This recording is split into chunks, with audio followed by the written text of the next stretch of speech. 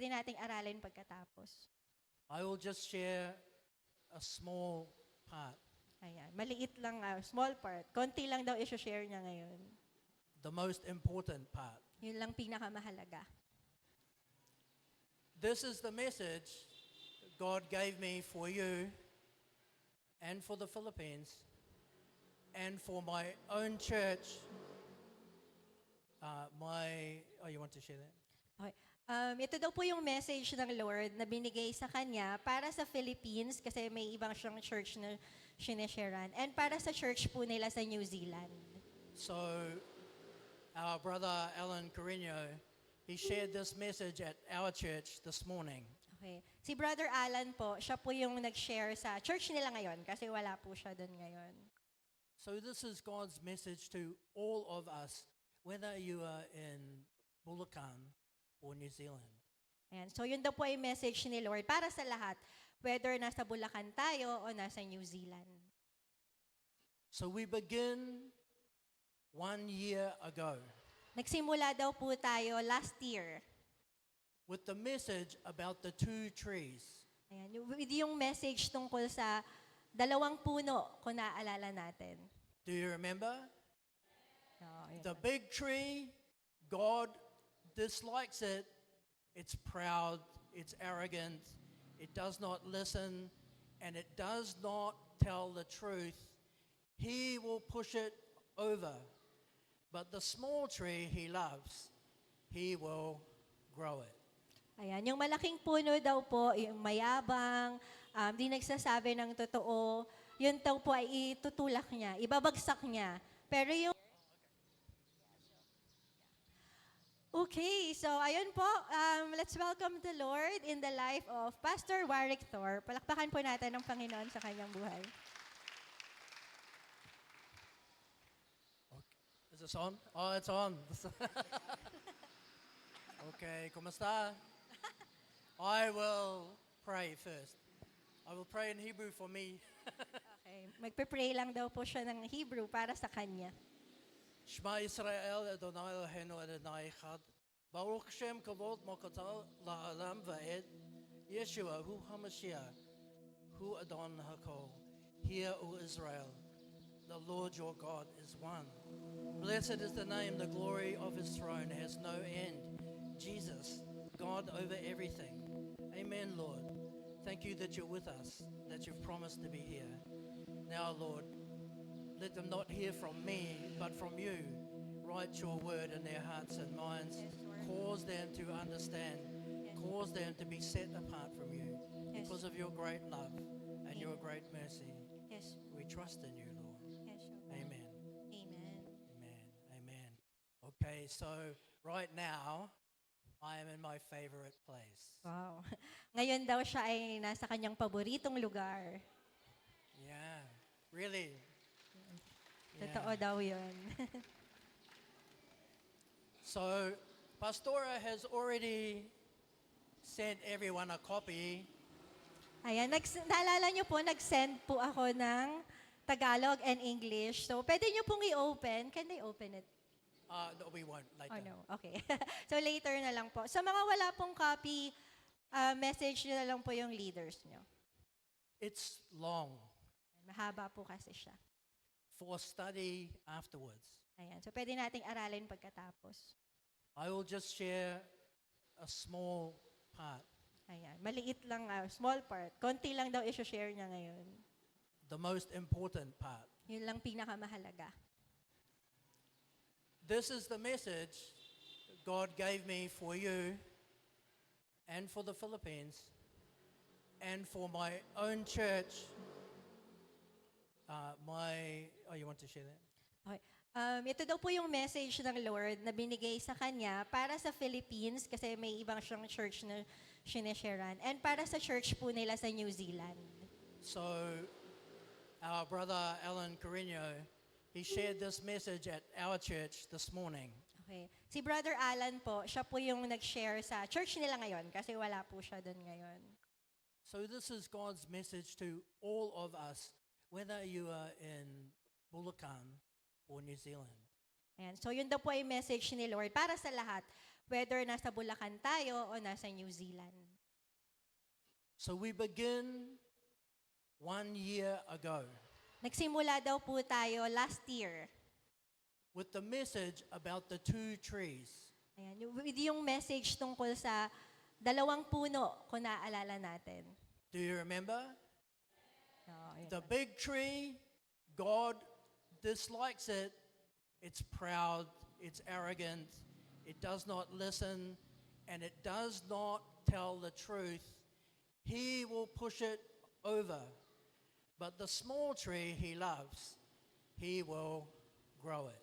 Ayan, yung malaking puno daw po, yung mayabang, di nagsasabi ng totoo, yun daw po ay itutulak niya, ibabagsak niya. Pero yung maliit na puno, yun yung gusto niya at yun yung tutulungan niya lumago. So, for your encouragement, Para daw po sa ikalalakas ng ating loob. what happened after 1 year? Ano daw po yung nangyari pagkatapos ng 1 taon, simula nung sinabi po niya yun?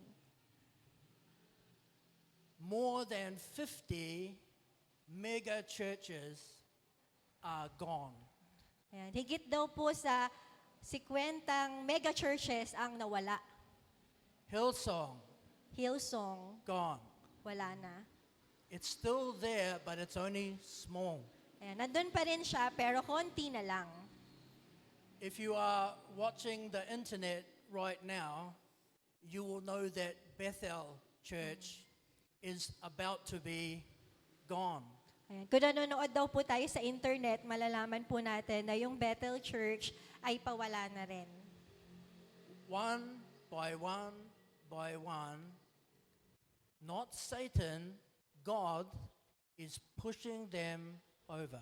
Isa-isa po, hindi daw po si Satanas, kung hindi ang Diyos mismo ang nagbabagsak sa kanila. There are 3 things that is common to them all.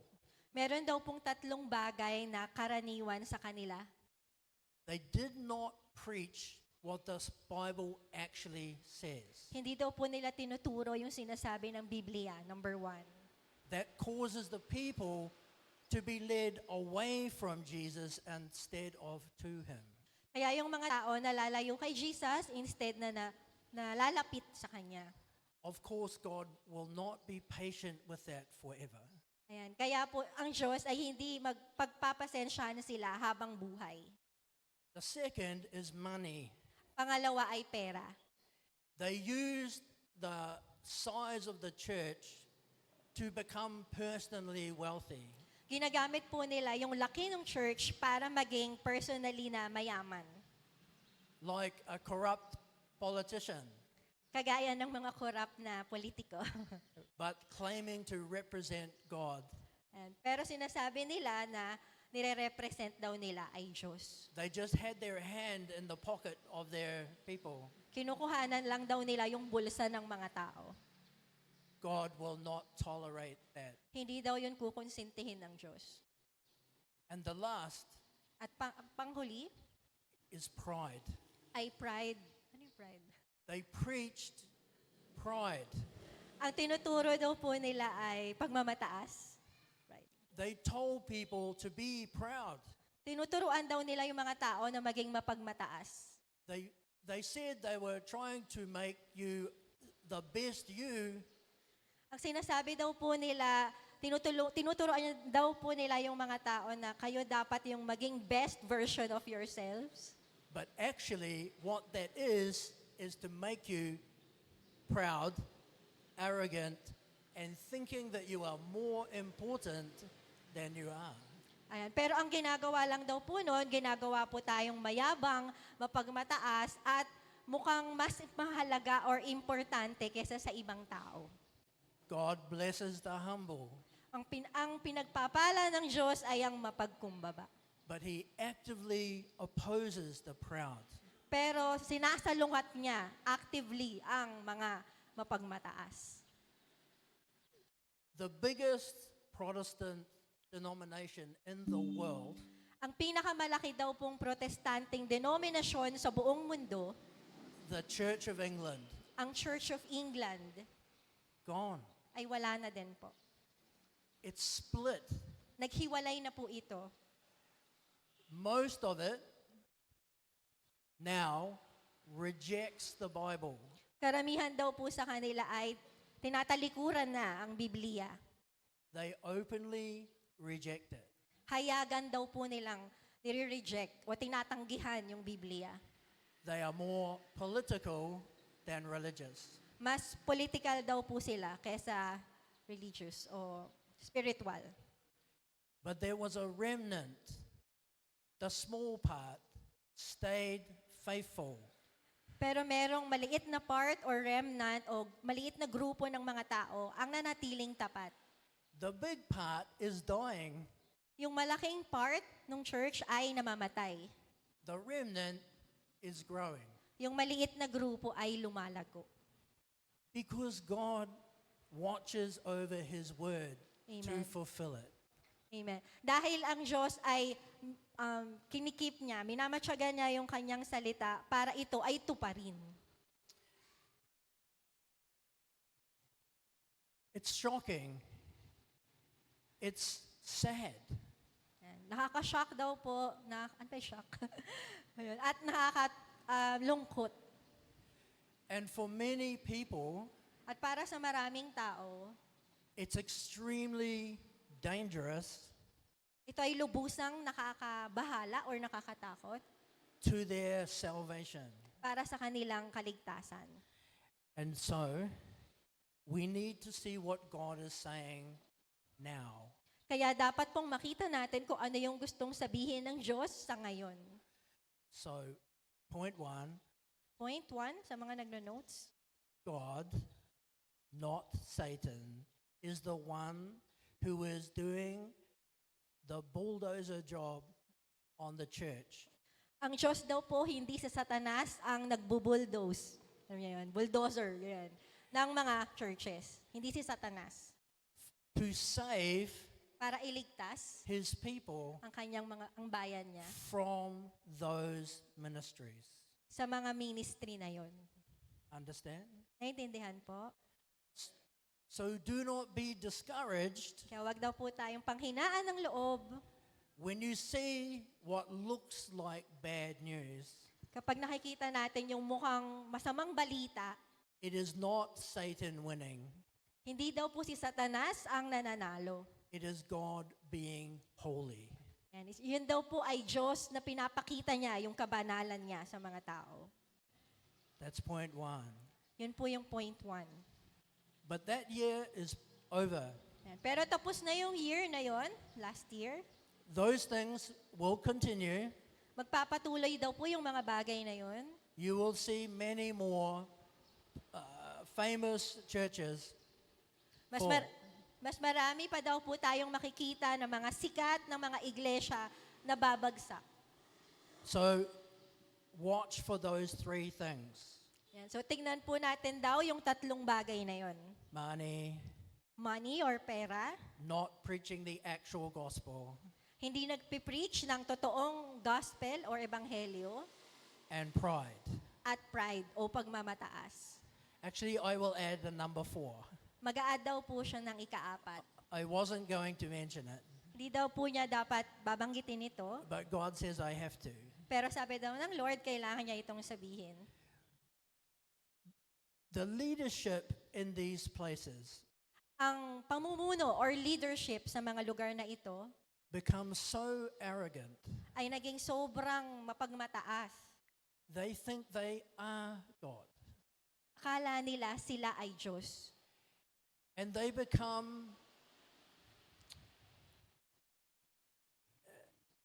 controlled by their flesh At sila ay napapangunahan ng kanilang laman. as a direct result. Bilang bunga, In almost every case, sa halos sa lahat ng kaso, the leaders ang mga leaders have been found guilty na natagpuang guilty, of being sexual predators natagpuan silang guilty na sila ay mga sexual predators of their congregation. ng kanilang kongregasyon. They will tell a young girl, or in many cases, a young boy, homosexual, that God will bless you if you just get into my bed. Sasabihin daw po nila sa mga kabataang babae at mas worse sa kabataang lalaki, kung lalaki sila, na pagpapalain ka ng Diyos kung sasama ka sa akin sa higaan ko. God wants us to be sure Gusto ng Diyos na tayo ay maging sigurado that these men na ang mga lalaking ito o taong ito and women in some cases o babae sa ibang mga kaso are not his servants. ay hindi kanyang totoong lingkod. They are wolves in sheep's clothing. Sila ay mga lobo na nagpapanggap na tupa. So you know the signs now Kaya alam nyo na ngayon yung tanda to be aware of, para maging aware tayo, so you can guard yourself para maingatan natin ang ating sarili and the people that you love. at ang mga taong minamahal natin. Especially, I'm talking to the young ones Lalo na ang mga kabataan who are on here na laging nagse-cellphone.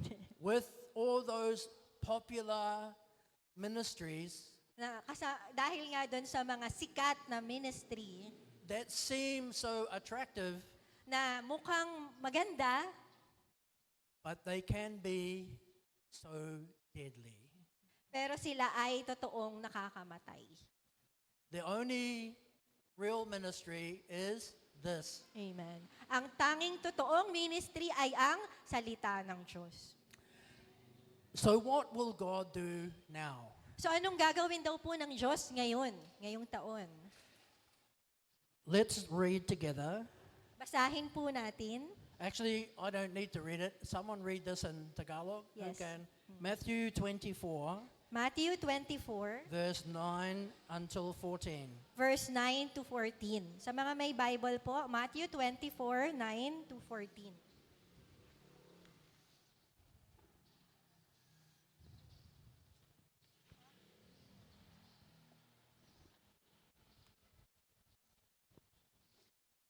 Sound check.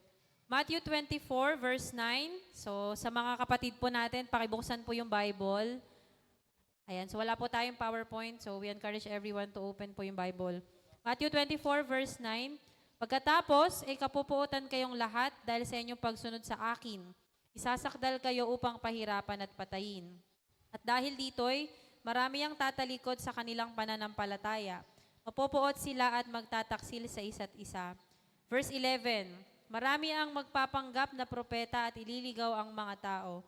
Lalaganap ang kasamaan, kaya't manlalamig ang pag-ibig ng marami. Verse 13, ngunit ang mananatiling tapat hanggang wakas ang siyang maliligtas. Ipapangaral sa buong sanlibutan ang magandang balitang ito tungkol sa kaharian ng Diyos upang magsilbing patotoo sa lahat ng mga bansa at saka darating ang wakas. Can you repeat 12 to 14? Verse 12, lalaganap ang kasamaan, kaya't manlalamig ang pag-ibig ng marami. Verse 13, ngunit ang manatiling tapat hanggang wakas ang siyang maliligtas. Ipapangaral sa buong sanlibutan ang magandang balitang ito tungkol sa kaharian ng Diyos upang magsilbing patotoo sa lahat ng mga bansa at saka darating ang wakas. Thank you, Lord.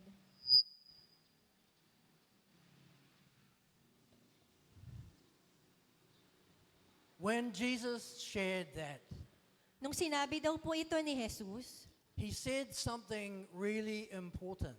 meron daw po siyang sinabi na napaka-importante. Pay attention. Bigyan daw po natin ito ng atensyon.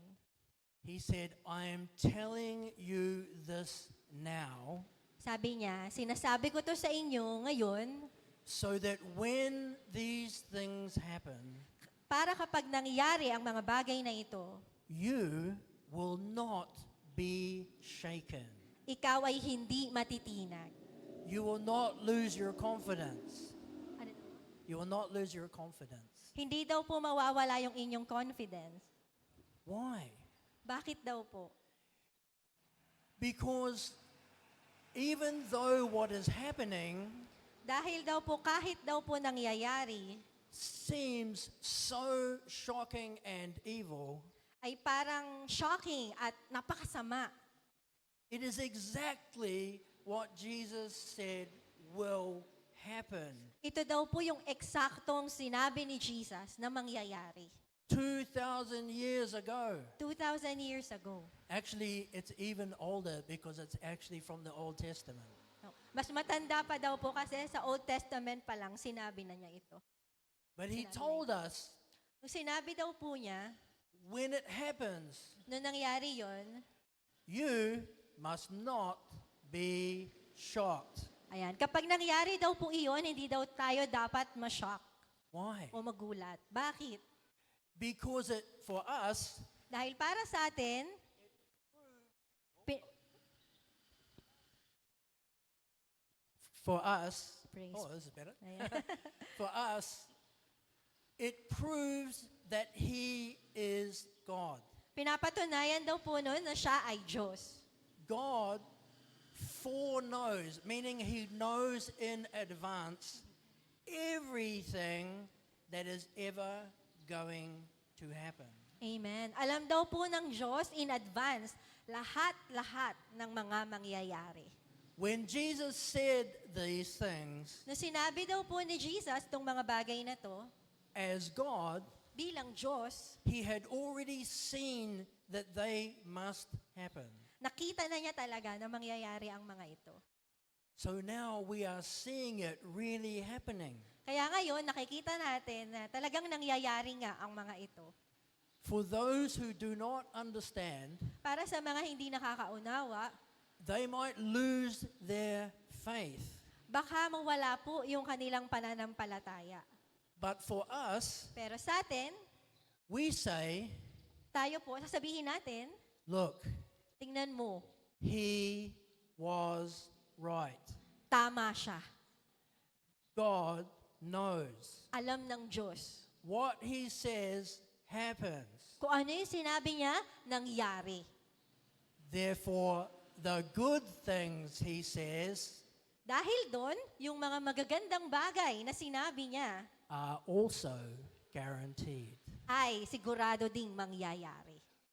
One God, Isang Diyos, one word, isang salita, never changing. hindi nagbabago. But we are Pero tayo, His called ones. ang kanyang tinawag. We are Tayo, betrothed to Him. We will be His bride. ay naka-engage sa kanya. Tayo yung babaeng pakakasalan niya. So we are not spectators. Kaya hindi daw po tayo spectators. We are part of the family business of God. Tayo ay bahagi ng pamilya ng Diyos. What is the family business of Jesus? Ano daw po ba yung family business ni Jesus? Salvation. Salvation. Kaligtasan. We are not spectators. Hindi daw po tayo, ano ba spectator? Parang nakaabang lang, di ba? Hindi po tayo ganon, na nakaabang lang sa mga mangyayari. When we see this happening, Kapag nakikita natin na nangyayari na itong mga to, we are not to just sit. hindi lang tayo dapat nakaupo. So what should we do? So anong dapat nating gawin? Today, Ngayon, I will try susubukan ko and give you a crash course, instant course in what we are to do. Tatry daw po niyang bigyan tayo ng crash course, crash course 101. Ayan, sa maiksing way, kung ano yung pwede nating gawin sa ngayon. Because many people think Dahil maraming tao, iniisip nila that because God is acting now in judgment, na dahil kumikilos ang Diyos ngayon para maghukom or mag-judge, that He has stopped acting in mercy. na hindi na siya kumikilos ng may kahabagan. God is not your typical man. Ang Diyos ay hindi kagaya ng ordinaryong tao. He can do more than one thing at a time. Kaya niyang gumawa ng higit sa isang bagay ng sabay. He is doing both. ginagawa po niya yung parehong yun. We just read in Matthew 24 Nabasa natin sa Matthew 24 that wickedness will increase, na ang kasamaan ay dadami. so that the love of many will go cold. At dahil doon, ang pag-ibig ng marami ay manlalamig. That is a Hebrew way of saying that their faith will die. Ang ito daw po ay galing sa salitang Hebreo na ang ibig sabihin ay yung mga tapat ay mamamatay. But then straight away, it says that the gospel will be preached even to the ends of the earth, and only then will the end come. Pero sinasabi din ito na yung gospel o yung mabuting balita o ebanghelyo ay ipapahayag hanggang sa dulo ng mundo at saka darating ang wakas. Understand? Naintindihan po? So while the bad things are happening, So habang nangyayari yung mga pangit na bagay na yon, that's a signal to us ito ay signal o senyales sa atin to get very real na dapat ay maging totoo na tayo. about what we should be doing, Kung ano yung dapat nating gawin. the gospel, Yung gospel o yung mabuting balita. not a substitute, Hindi substitute. not a feel-good message, Hindi yung mga mensahe na masarap lang sa pakiramdam. what it actually says. Pero kung ano talaga yung sinasabi ng salita ng Diyos. Because it is the truth that sets you free. Dahil ang katotohanan ang magpapalaya sa iyo. A feel-good message will make you a slave of the messenger. Yung mga mensahe daw po na masarap sa pakiramdam, gagawin lang daw po tayong alipin nung nag-share nung mensahe na yun. The truth Yung katotohanan will make you a child of the living God. ay gagawin kang totoong anak ng Diyos. Which one do you want? Ano yung mas gusto mo? Yung Ah. totoo o yung masarap lang sa pakiramdam? Who wants to be a slave? Sino gusto maging alipin? Taas kamay. Not me. Hindi daw po siya. Okay. So, turn with me to Jeremiah 31. We're going to read 3 scriptures together. So, we're going to start with Jeremiah 31, Okay, makibuklat po tayo sa Jeremiah 31. verse 33 and 34. Verse 33 and 34. Ayan, nasa Old Testament po yon.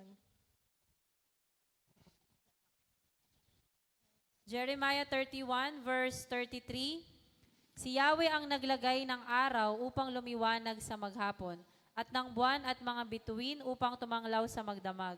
Siya ang nagpapagalaw sa dagat, kaya umuugong ang mga alon. Ang pangalan niya ay Yahweh, ang makapangyarihan sa lahat. 33, Sorry po. Jeremiah 31, 33, 35 pala yun. 33, And- ganit, Yeah, 33 and 34. okay. 33 to 34. Ganito ang gagawin kong kasunduan sa bayan ng Israel pagdating ng panahon. Itatanim ko sa kanilang kalooban ang aking kautusan. Isusulat ko ito sa kanilang mga puso. Ako ang kanilang magiging Diyos at sila ang aking magiging bayan. Verse 34, hindi na nila kailangan turuan ng isa't isa at sabihin, kilalanin mo si Yahweh, sapagat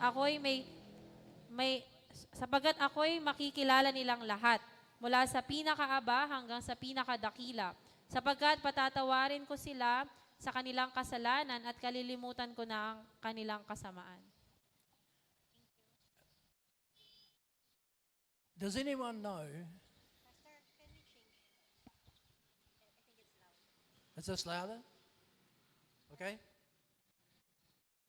If someone says to you, Pag sinabi daw po ng isang tao sa inyo, if they pass their Bible, yan, binigay daw po yung Bible sa inyo. it's okay, I won't pick on anyone. Wala daw po siyang natatawagin. Kayo natakot. If I was to pass my Bible to Julie and say, show me where, in here, where is the new covenant actually? Where is it spelled out? Ayan. Kung ibigay daw po niya yung Bible niya kay Julie at ang tanong niya, saan daw po sa Biblia ang bagong tipan? Saan part sa Biblia ang bagong tipan? Because someone might do that to you. Dahil baka may gumawa po nun sa inyo.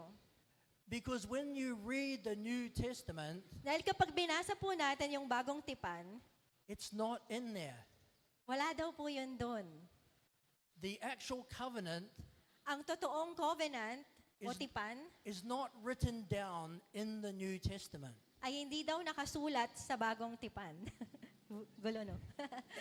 In case you wonder why, in case you're wondering why, Ayan. In case daw po na nagtataka kayo, it's because every Jewish person dahil ang lahat daw po ng mga taga-Hudyo, ang mga Hudyo, already knew exactly what it said alam na daw po nila kung ano yung eksaktong sinabi nun. because it's in the Old Testament. Dahil hindi pala sa New Testament, pero nasa Old Testament, That yung they- New Covenant. That they studied from childhood. Na pinag-aralan nila, bata pa lang sila. You just read from it. So nabasa na po natin sa Old Testament. Jeremiah 31. Jeremiah 31. It's quite long Mahaba daw po yun. because the actual new covenant Kasi yung totoong New Covenant, is spelled out blow by blow there.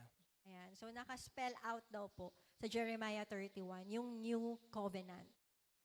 God told Jeremiah Sinabi po ng Diyos kay Jeremiah what Jesus was going to do kung ano yung gagawin ni Jesus. 500 years later. 500 years pagkatapos Later. nun. Okay? What we just read, Yung binasa natin, do you notice something it says? alam niyo daw po ba kung ano yung sinasabi nun? It says in Hebrew, it's Moriel. God is my teacher.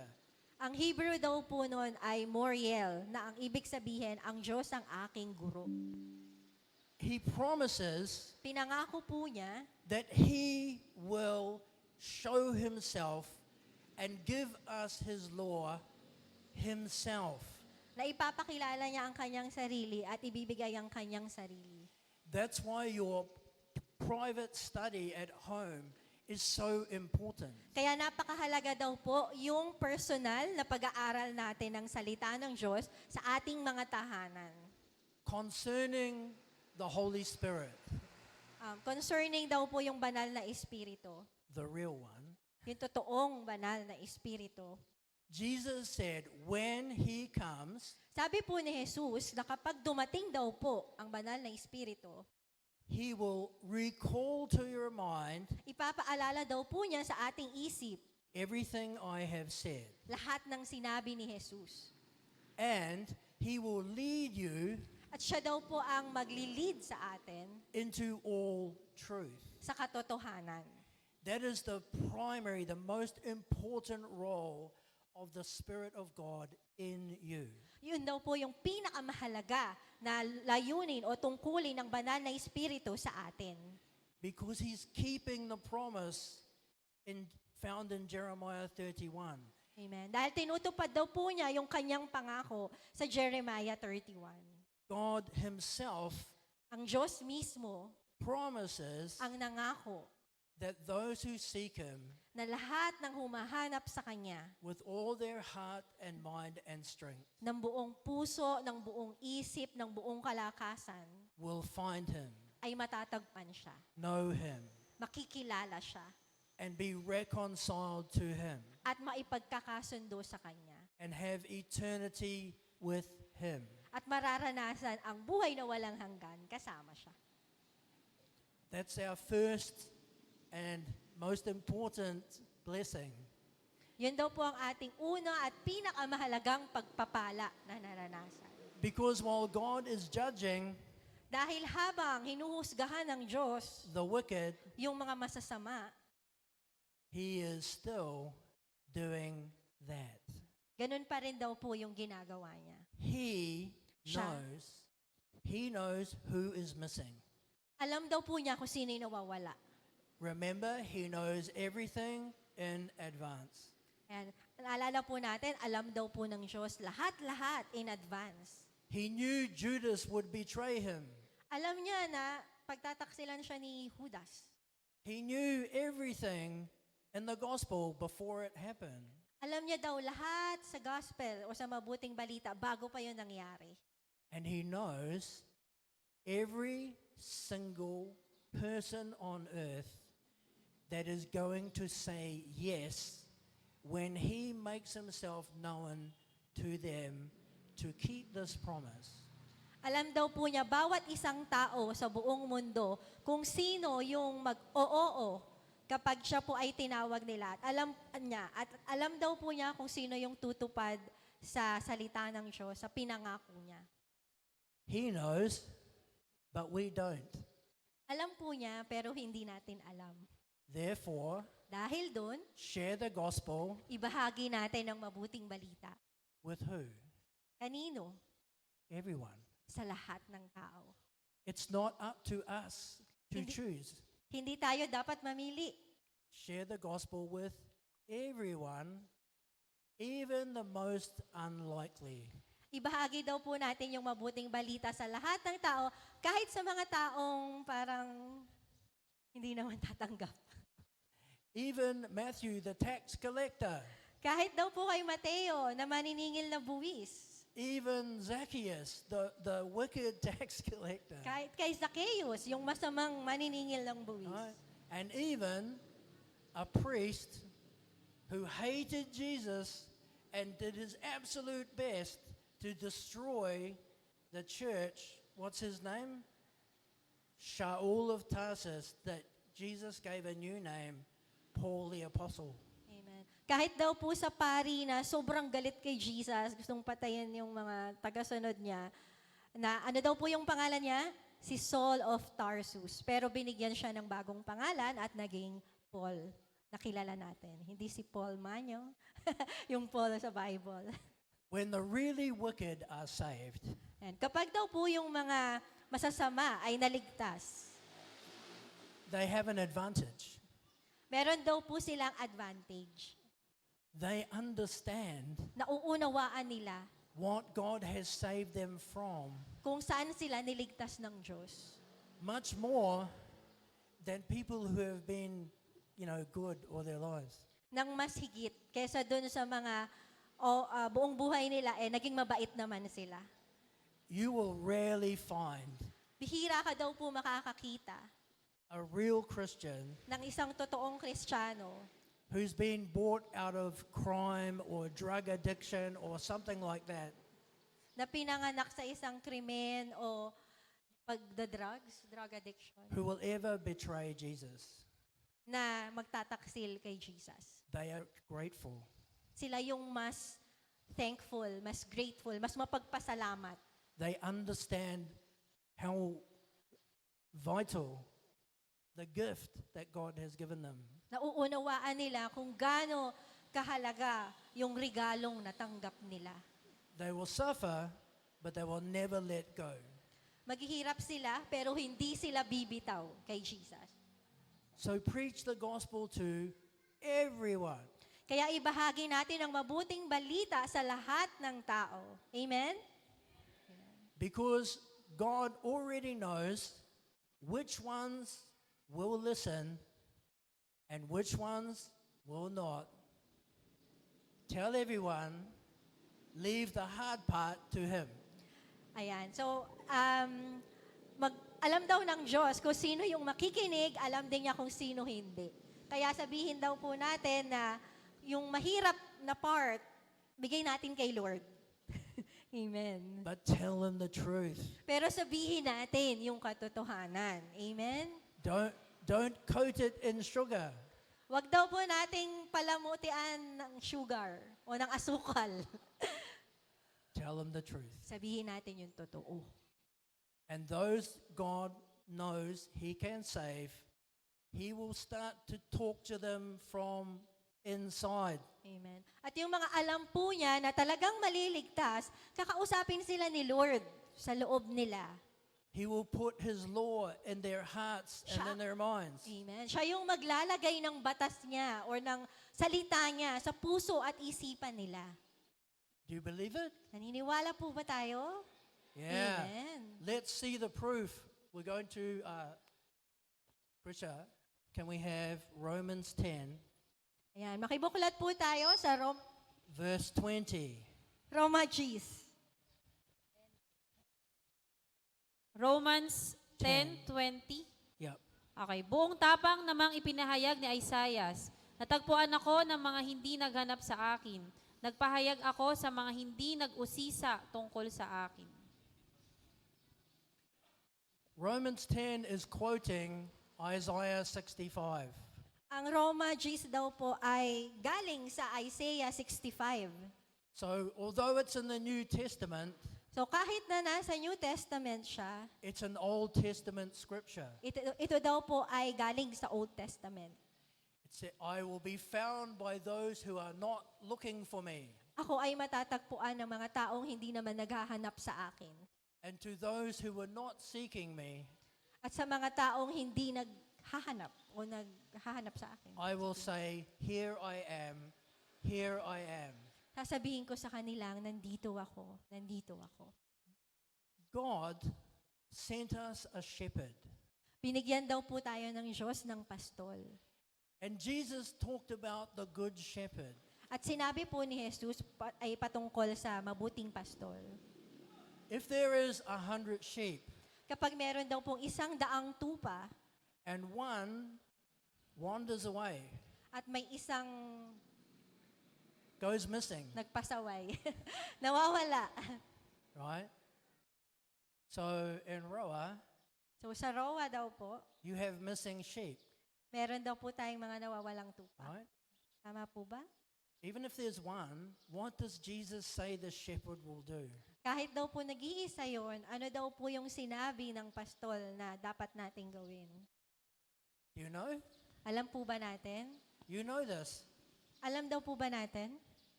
He will leave the 99 to go looking for the one that is missing.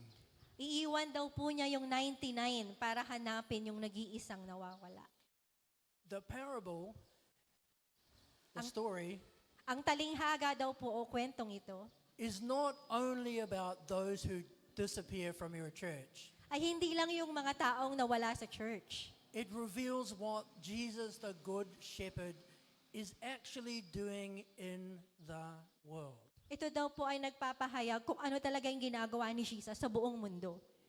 He actively goes looking for those missing people that God knows in advance are going to say yes. Si Jesus daw po sa ngayon ay talagang hinahanap yung mga nawawala na alam niya, alam ng Diyos na magsasay yes o oo sa huli. This is good news for you. Ito daw po ay mabuting balita sa atin. You do not have to save Bulacan. Jesus will do that for himself. Amen. Save you. Let me reword it. The burden, Yun daw pong burden or bigat whole heavy responsibility or yung responsibility o yung tungkulin to save people na magligtas ng mga tao is not yours. ay hindi sa atin. It's his. Ito ay sa Kanya. He is more committed Mas committed daw siya to finding them na mahanap sila and bringing them at dalhin sila than you ever will be. more than sa atin o kahit sa pinaka-best na kaya natin. You know that. Naintindihan daw po ba natin ito? Because I know some of you Dahil alam daw po niya na yung iba po sa atin have struggled, ay may mga struggles. and some of you are struggling still. At yung iba po ay nagsa-struggle palalo. And if it was just your own spirit, At kung sa ating spirit lang, you might give up. baka sumuko tayo. But isn't it true Pero hindi rin ba totoo that you can't leave? na hindi tayo pwedeng umalis? Because something else Dahil merong ibang bagay in you sa atin won't let you go. na ayaw magpaalis sa atin. That's the shepherd Yun po yung shepherd o yung pastol who is stopping you from being lost. na pinipigilan tayo para maligaw tayo. You understand? Thank you, Lord. Amen. So we are his witnesses. So tayo daw po ang kanyang mga patotoo.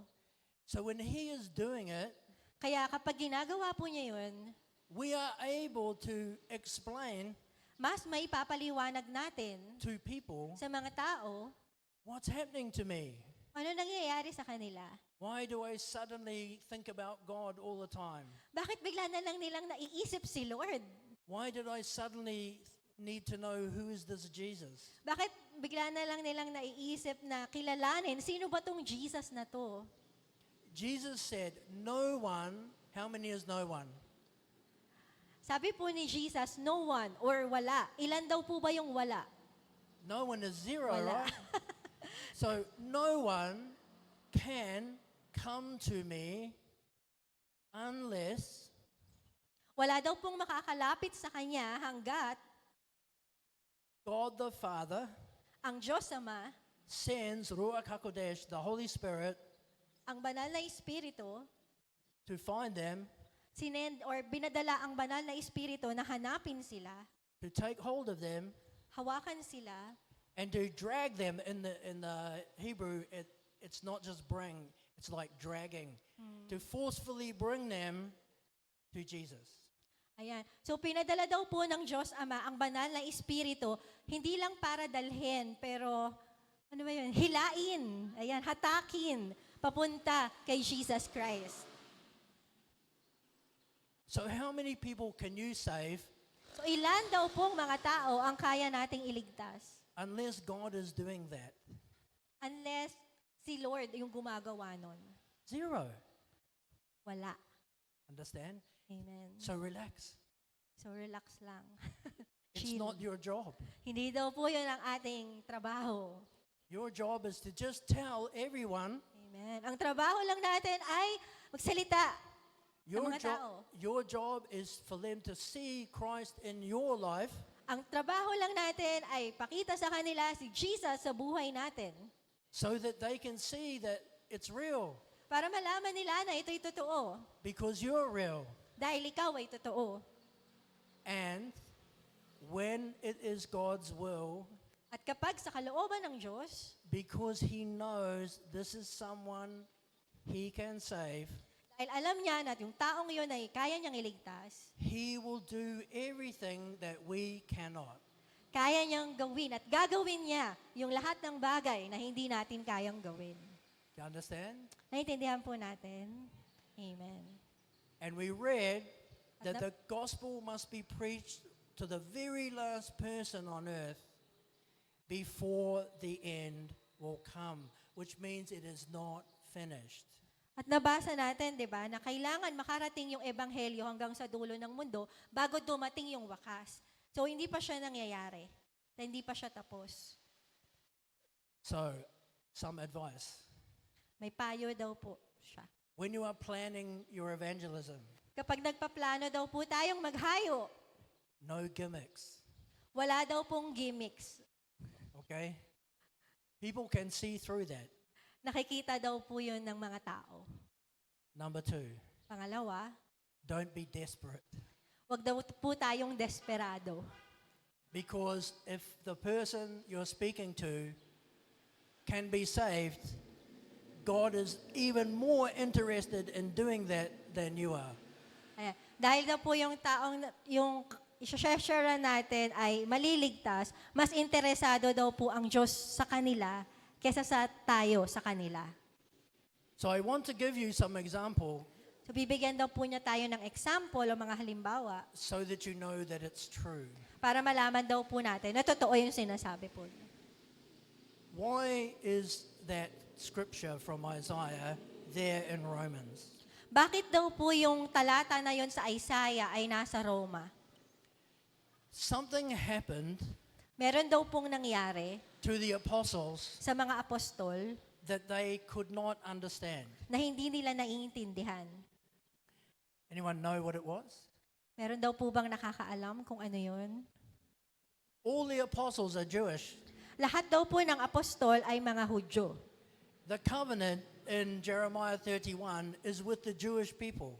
Yung covenant o tipan sa Jeremiah 31 ay para sa mga Hudyo. So who do you think the apostles were expecting to come? So sino yung mga ine-expect ng mga apostol na darating o lalapit? And who did come? Sino daw po yung lumapit or dumating? Gentiles. Gentiles o mga hentil. Not one or two, Hindi isa o dalawa, thousands. thousands o libo. The Jewish Christian church grew very fast. Yung mga Christian church daw po ng mga Hudyo ay mabilis dumami. All the first Christians were Jewish. Lahat daw po ng mga unang Kristiyano ay mga Hudyo. There has always been Jewish Christians, even now, up to today. And- Always. Hindi daw po nawawala. Laging merong Jewish or Christian churches na mga Hudyo. Yeah, I mean, born Jewish became Christian, right? Okay. But the Gentiles grew even faster. That's why today most Christians were not born Jewish, because God grew the people no one expected. Us Amen. at a massive rate. And that's why the apostle is writing, because he's confused that God has made himself known to a people, us, who didn't even know he existed. And so they were not asking for him. They were not looking for him. And yet he went and he made himself known to them himself. Amen. So, yung mga di ba, sabi nga po, yung mga Jewish, meron na talaga originally na Christian churches. Pero yung mga Gentiles, biglang dumami nung time nila. Kaya ngayon si Apostol Pablo, nagulat siya. Paano nangyari yun na parang dumami yung mga Gentile churches? Yun ay dahil ang Diyos mismo ang tumatawag sa kanila at pumipili sa kanila para ipakilala yung sarili niya. In 1995, Noong 1995,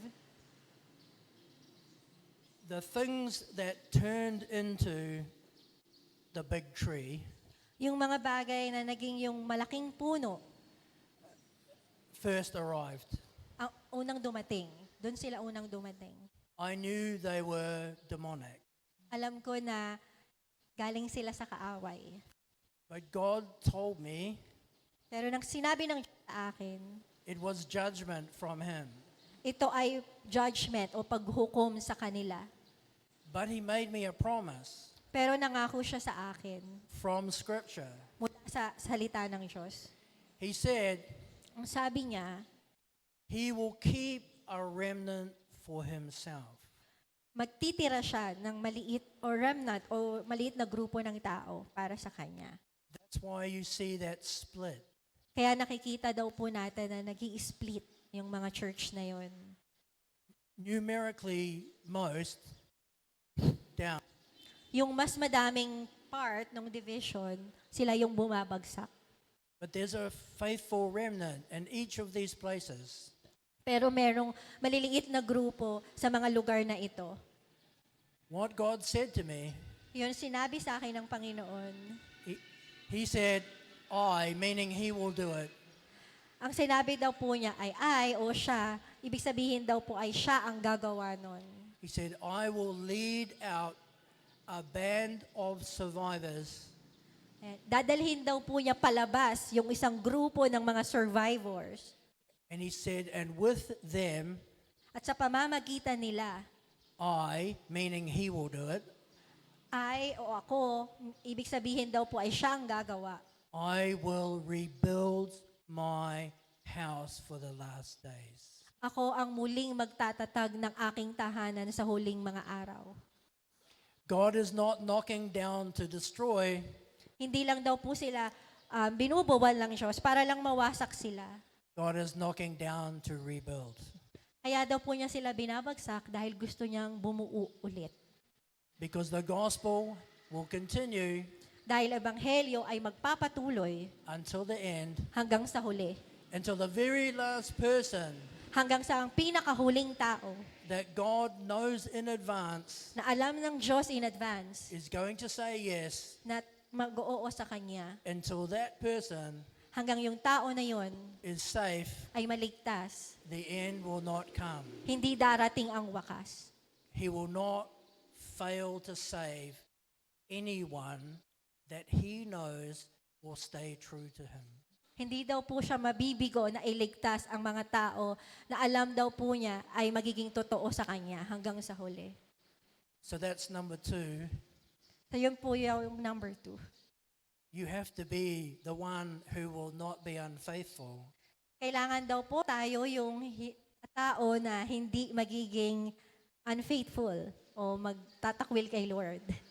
Many of you message me, Marami daw po sa inyo ang nag-message kay Pastor Warwick. "Oh, Pastor, I messed up again." O Pastor, nagkamali na naman ako. Bumagsak na naman ako. Does this mean you're not faithful? Ibig sabihin ba nun ay hindi ka tapat? No. Hindi daw po. It means you're normal. Ang ibig sabihin daw po nun ay isa kang normal. What makes a person faithful or unfaithful Ano daw po yung ano sa isang tao kung tapat siya o hindi siya tapat? is not what they do, Ay hindi kung ano yung kanilang ginagawa. it's what they do when they mess up. Ito daw po ay kung ano yung ginagawa nila kapag nag-fail sila.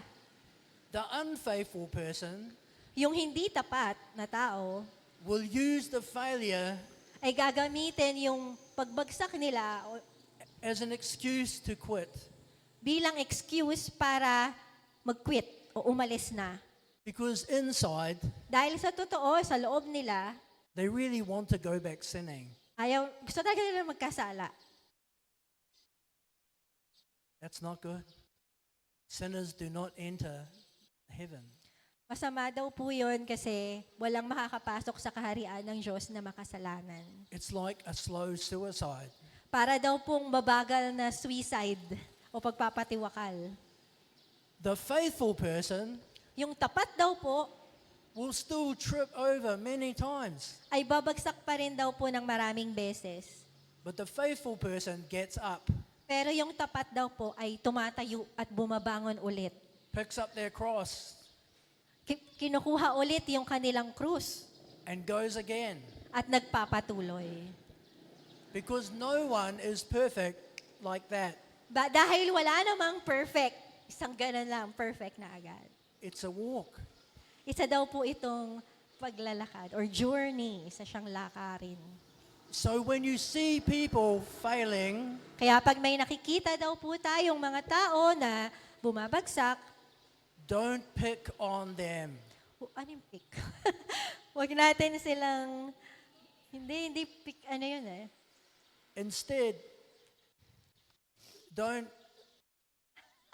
Now I'm stuck in English. Pick on. Hindi, parang judge, ganon. Yeah, Judge. like judging. Yeah. Huwag natin silang i-judge.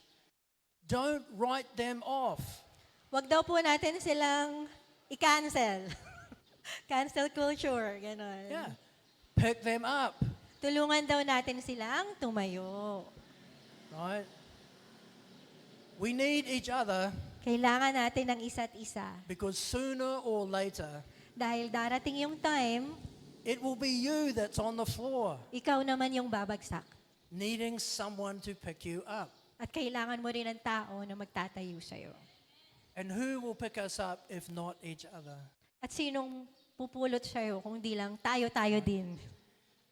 So be patient with those who stumble Kaya maging mapagtiis daw po tayo sa mga, because God is patient. kasi mapagtiis din daw po ang ating Panginoon. He's patient with you. Mapagtiis siya sa atin. So be patient with each other. Kaya maging mapagtiis tayo sa isa't isa. Amen po. Pat mo nga yung katabi mo. Be like Him, quick to forgive. Ayan. Maging kagaya daw po tayo kay Jesus na mabilis magpatawad. Slow to anger. Mabagal, magalit. God gets angry in the end, but it takes Him a long time. Magagalit pa rin daw si Lord sa huli, pero sobrang haba ng time. Be like that. Maging kagaya daw po tayo ng Panginoon. The world reacts in 1 second. Yung mundo daw, agad-agad magre-react. 1 second lang. You see on social media, May kita daw po natin sa social media. someone makes a tiny mistake. May nagkamali. Next minute, there's 10,000 comments condemning them. Ayan, after 1 minute lang na nakita yon, 10,000 comment agad na binubuli or ginajudge or kinukondemn yung tao na yon. As if none of those people ever made a mistake. As if namang, may mga tao doon na hindi nagkakamali. It's crazy. It's crazy, ayan. Yeah. I think social media is Hebrew for crazy. Para daw po sa kanya, yung social media ay Hebrew word ng crazy. Or, ano may crazy? You know? Baliw. Yeah. Keep your brain inside your head. Ayan, panatilihin daw natin yung utak sa loob ng, natin, huwag siyang mababaliw. Don't give it to your phone. Ayan, huwag daw natin ibigay sa phone natin. Amen. Okay? Okay. Now, practical. Krisha, can you read Matthew 23? Matthew 23. Ayan, makibuklat po tayo, Mateo So if 23. you have your Bible, we're going to do Matthew 23, and we're just going to read verse 13. Matthew 23, verse 13. 13. 13. Kahabag-habag kayo, mga tagapag... Okay po. Mga tagapagturo na kautusan at mga pariseyo, mga mapagkunwari, hinahadlangan nyo ang mga tao upang hindi sila makapasok sa kaharian ng langit. Hindi na nga kayo pumapasok, hinahadlangan pa nyo ang mga nais pumasok. May ganun pala.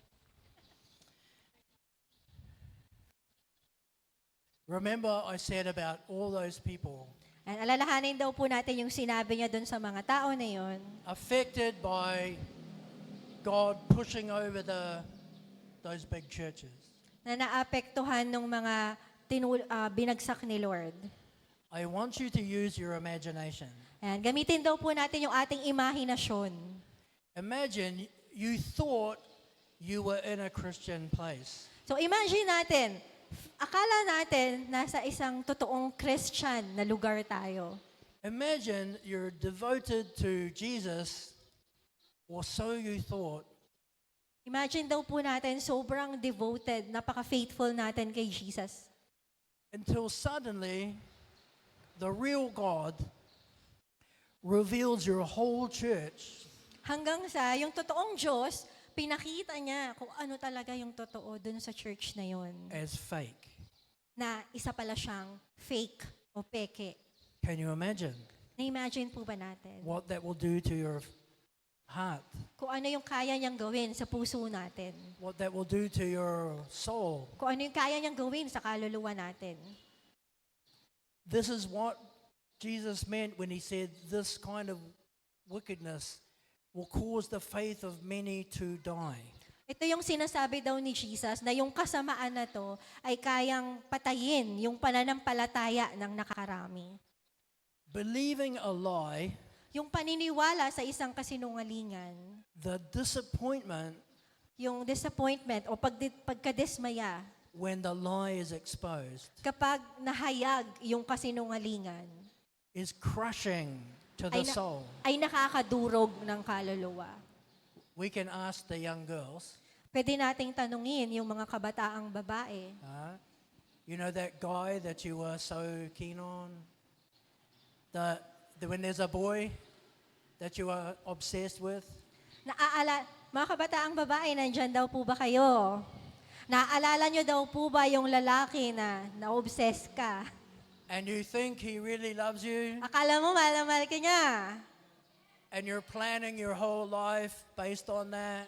Nagbi-build ka na ng buhay mo, pinaplano mo na yung buhay mo, kasama mo siya forever. And then you see him with your best friend. Tapos nakita mo daw siya kasama ang iyong matalik na kaibigan. You can relate? Naka-relate daw po ba kayo? Pati daw yung mga lalaki.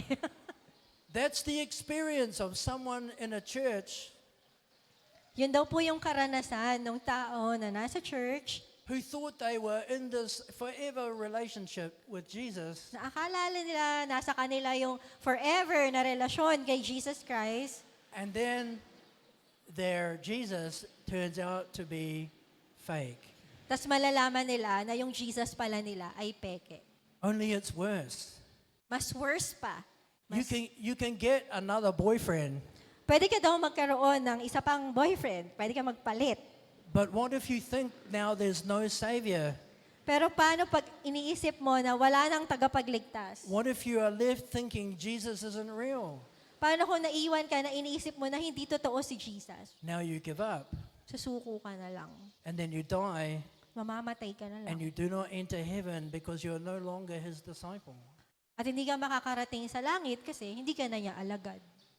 God will not do nothing. May gagawin ng Diyos. That's heartbreaking to Him.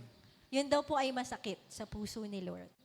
So part of the people still to be saved Kaya yung bahagi ng mga tao na kailangan pang maligtas are going to be coming out of those churches ay yung mga taong yon na umaalis dun sa mga church na yon.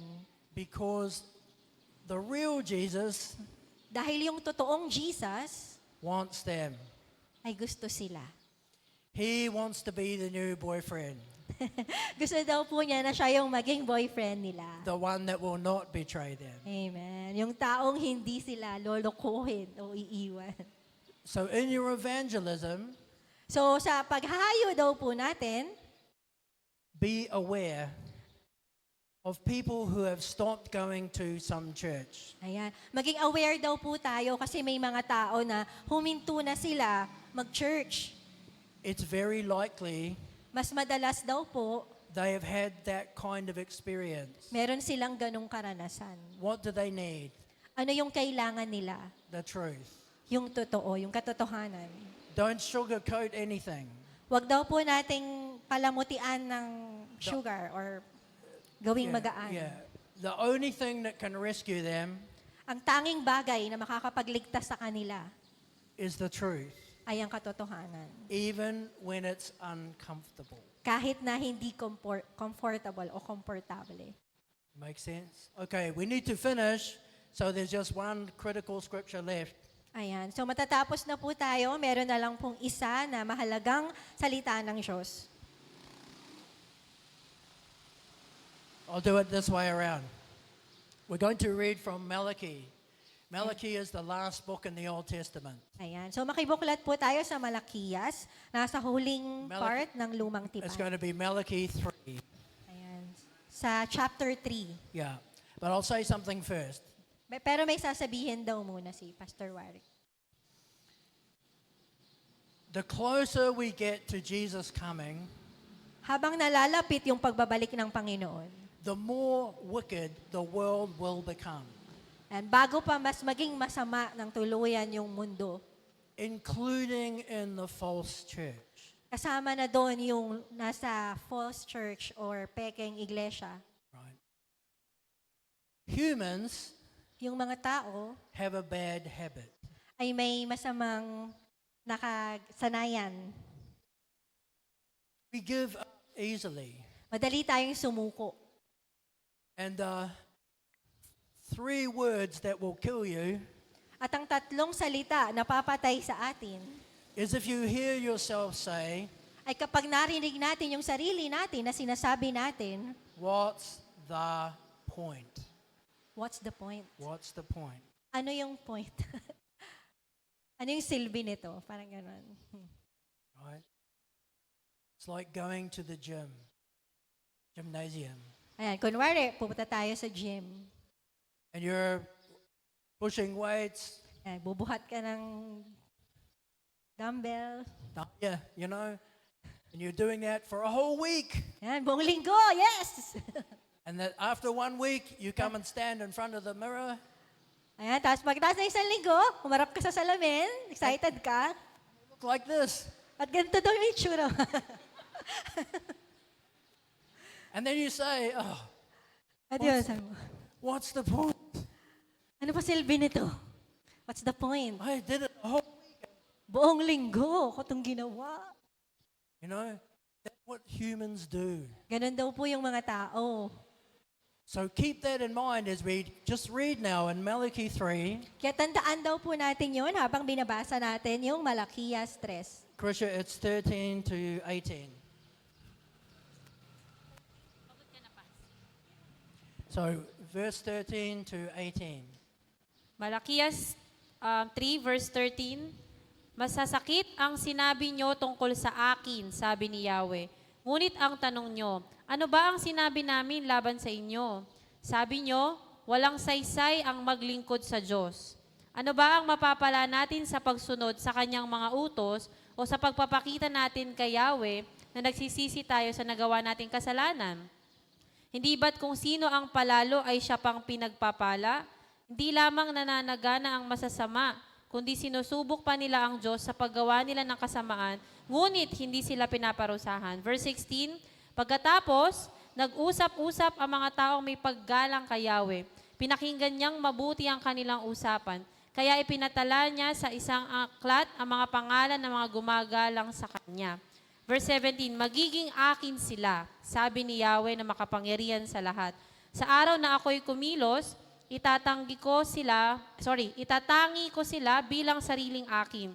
Ililigtas ko sila, tulad ng pagliligtas ng isang ama sa anak na naglilingkod sa kanya. Verse 18, muli niyong makikita ang pagkakaiba ng mabuti at ng masama, ng taong naglilingkod sa Diyos at ng hindi naglilingkod sa Kanya.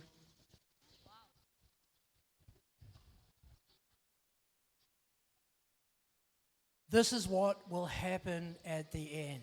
Ito daw po yung mangyayari sa wakas. People will see wicked exploding. Yan, makita daw po ng mga tao yung kasamaan na sumasabog. As Antichrist comes closer, and God allows that. In fact, it's Him that sends Antichrist. Ayan. So, habang lumalapit mag-appear yung Antichrist, and ang Lord daw ang nagpadala ng Antichrist. Christians Yung mga Kristiyano, will say, sasabihin daw po, what's the point? what's the point? Ano ba ang silbi nito? I'm being faithful. Tapat naman ako, I'm praying. nananalangin naman ako, I'm reading my Bible. nagbabasa ako ng Biblia, But the world pero yung mundo just gets worse ay pasama and worse ng pasama and worse. ng pasama. And even the people in my church, At kahit yung mga members ng church, so many madami, are just as bad madami kasing sama as the world. ng mundo. What's the point? What's the point? Ano pang silbi nito? What is the point? Ano nga ba yung silbi nito? Or what's the point, actually?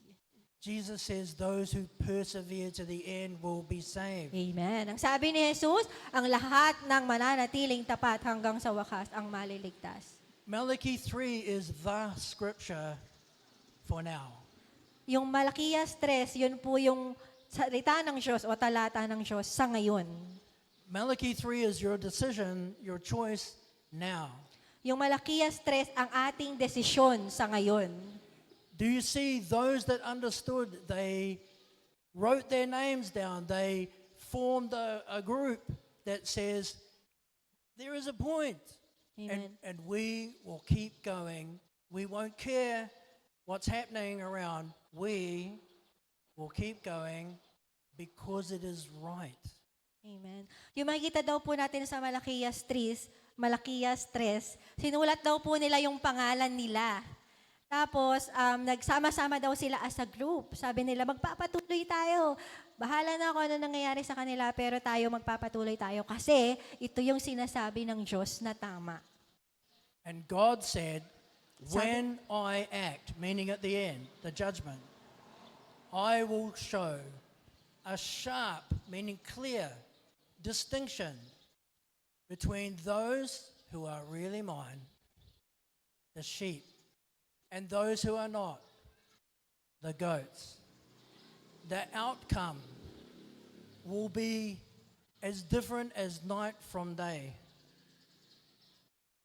If you want to be in the kingdom of God, we must follow the example of those people in Malachi 3.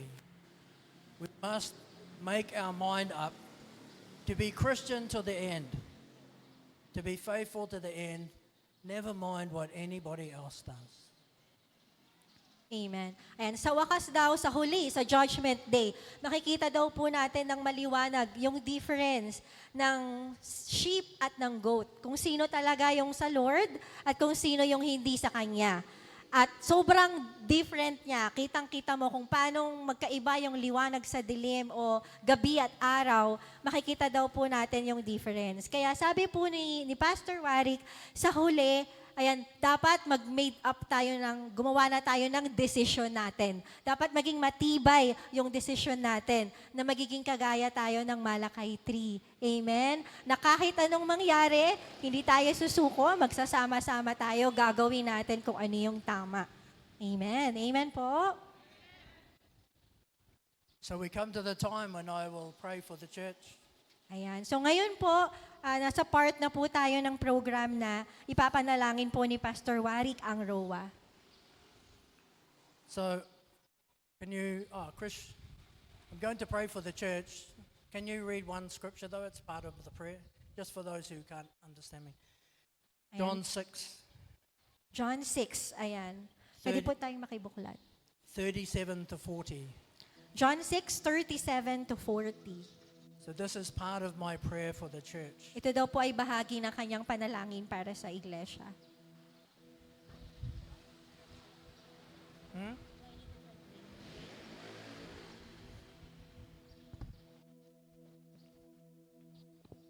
John 6:37.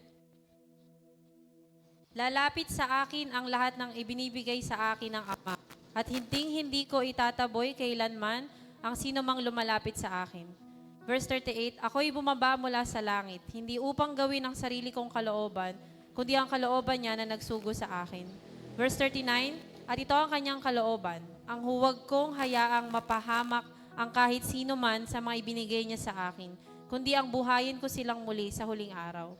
Verse 40, sapagkat ito ang kalooban ng aking Ama, ang lahat ng nakakakita sa anak at sumasampalataya sa kanya ay magkakaroon ng buhay na walang hanggan, at sila'y muli kong bubuhayin sa huling araw.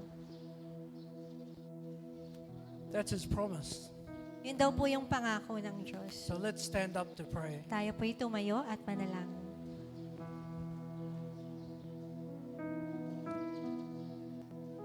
And everyone hold the hand of the person next to them. Ayan. Hawakan daw po natin yung kamay ng katabi natin. Because we are many people, Dahil tayo daw po ay maraming mga tao, but we are one body, pero tayo ay iisang katawan. one Father, Isa lang ating Ama, one family. isa tayong pamilya. So I'll pray. Father, we thank you, we bless you for the 19 years before.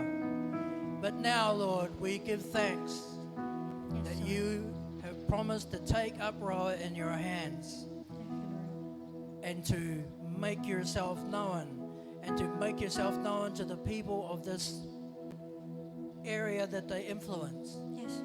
To find people who are not looking for you. Amen. To show yourself to those who never expected to see you, even the most wicked among them.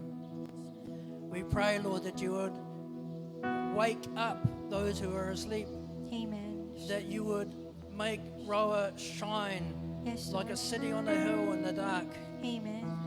that broken families, Yes. broken homes, Yes, Lord. broken lives Yes, Lord. would see you Yes, Lord. looking for them, Amen. and that you would entrust them Yes, Lord. to Roa, because you would be the shepherd Yes, Jesus. over your flock at Roa. Thank you, Lord. That no one at Roa would think that they had to be God, because God was already there. Amen. Because you were there.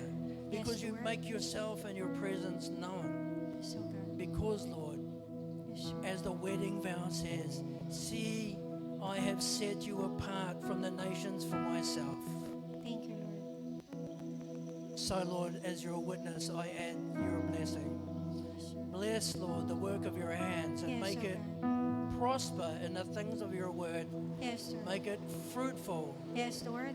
Make it a place of renown where Yes. people come Amen. and they don't boast about the pastor, and they Amen. don't boast about the building, Amen. and they don't boast about the programs. Amen. They boast that when you go to Roa, you will meet Jesus Amen. in the preaching of his word Amen. and in the transformed lives of its Amen. people, so that no one Yes. will be able to say there is no God, Yes, amen. because God will be found day and night among Amen. the people of Roa, now and Amen. forevermore.